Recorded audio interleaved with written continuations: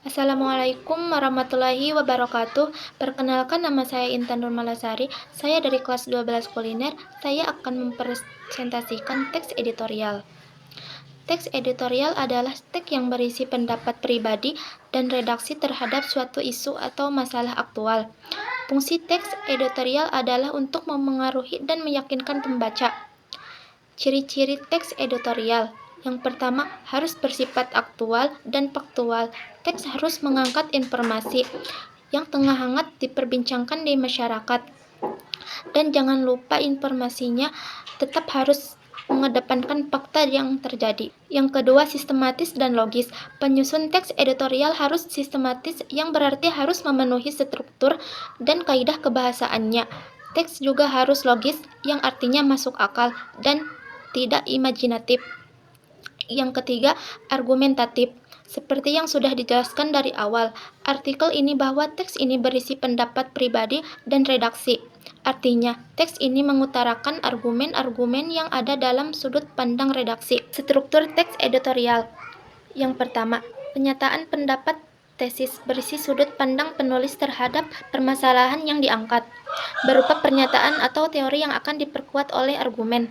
Yang kedua, argumentasi, bentuk alasan atau bukti yang digunakan untuk memperkuat pernyataan tesis, biasa berupa pernyataan umum, data hasil penelitian, pernyataan para ahli, atau fakta-fakta yang dapat dipercaya.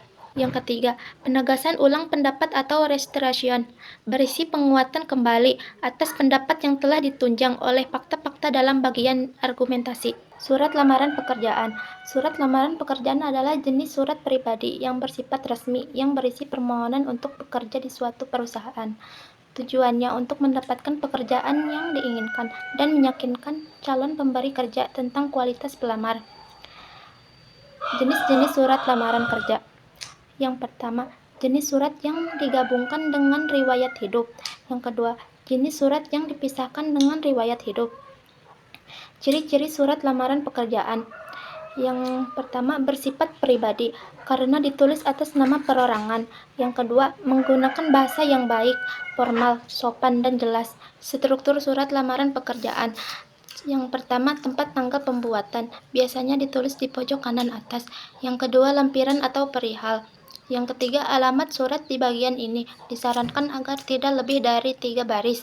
Yang keempat, salam pembuka. Salam pembuka biasanya diawali dengan kata hormat yang disertai dengan tanda baca koma. Yang kelima, alinea pembuka. Bagian ini kita wajib menggunakan bahasa baik dan sopan. Yang keenam, isi. Terdiri dari hal-hal berikut ini. Identitas diri berupa nama, tempat tanggal lahir, alamat pendidikan, dan yang lainnya. Yang ketujuh, menyatakan lampiran. Kita akan diminta beberapa dokumen persyaratan seperti ijazah, pas foto, kartu tanda penduduk, dan yang lain-lainnya. Kedelapan, penutup.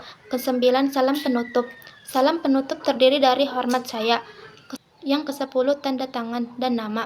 Sekian yang dapat saya sampaikan. Mohon maaf bila ada kesalahan. Wassalamualaikum warahmatullahi wabarakatuh.